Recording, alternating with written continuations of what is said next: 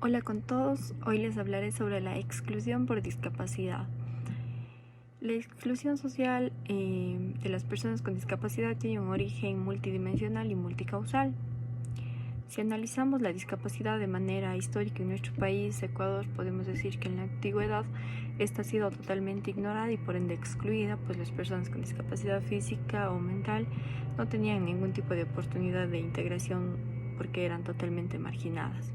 Mucho menos tenían algún tipo de oportunidad jurídica para poder reclamar sus derechos y la falta de acceso a la salud pública. De esta manera entendemos que en el Ecuador las personas con discapacidad a lo largo de su historia han sido invisibles para el Estado por siempre estar fuera de la supuesta normalidad social, siendo esto una evidencia muy clara de la vergonzosa política gobernante que hemos tenido a lo largo de la historia de nuestro país. Sumándole también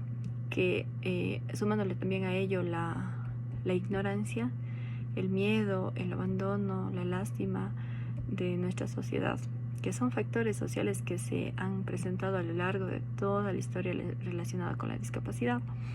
Esto ha generado conflictos educativos, laborales, participativos, culturales, entre otros, lo que limitó directamente la integración de la sociedad como personas sujetas de derecho, en donde las entidades correspondientes no han demostrado estar aptas para apoyar la inclusión de este grupo prioritario. En la mayoría de los casos se los condicionó y se les restringió la participación social, imponiéndoles barreras sociales y culturales y físicas para la realización de actividades de la vida cotidiana, así de esta manera generando problemas estructurales, condicionándolos de manera histórica, sumando también que las etiquetas, estigmatizaciones por la cual han sido marcados por vida, esto por el simple hecho de ser diferentes, colocándoles también en las posiciones de inferioridad, llegándoles a tratar como personas incapaces de valerse por sí mismas para poder desarrollarse y integrarse en la sociedad civil. Existen varios ejemplos de exclusión a personas con discapacidad. Bueno, yo he citado 8 ejemplos que me parecen importantes. Primero, el poco acceso a empleos y educación.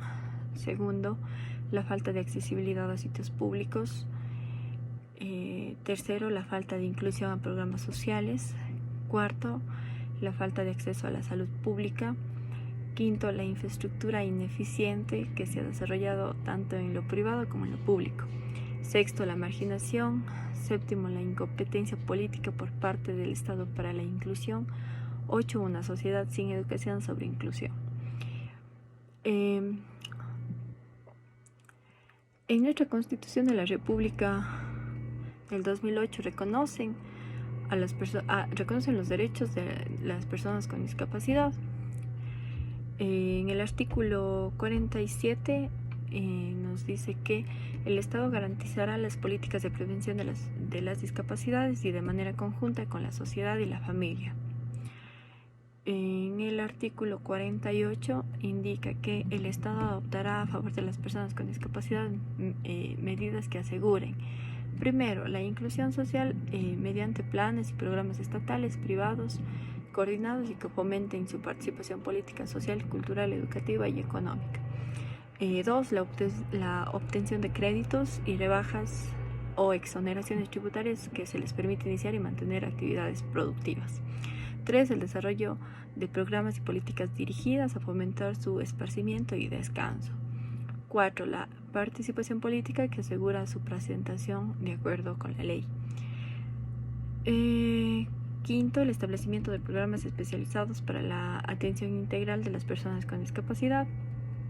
Sexto, el incentivo y apoyo para los proyectos productivos a favor de las familias de las personas con discapacidad.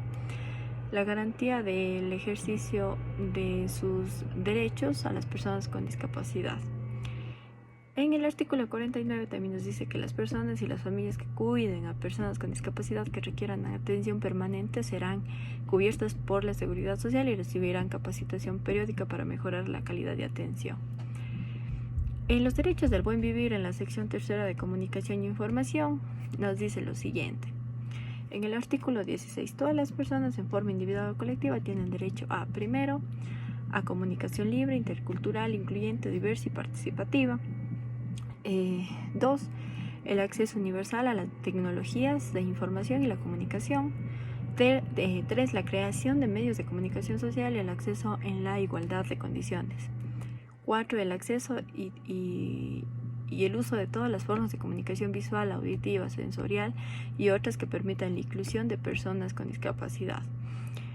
5. La integración de espacios de participación previstos en la Constitución en el campo de la comunicación. También en el artículo 35 nos dice que las personas adultas, mayores, niñas y adolescentes, mujeres embarazadas, personas con discapacidad, personas privadas de la libertad y quienes adolezcan de enfermedades catastróficas o de alta complejidad recibirán atención prioritaria y especializada en los ámbitos públicos y privados.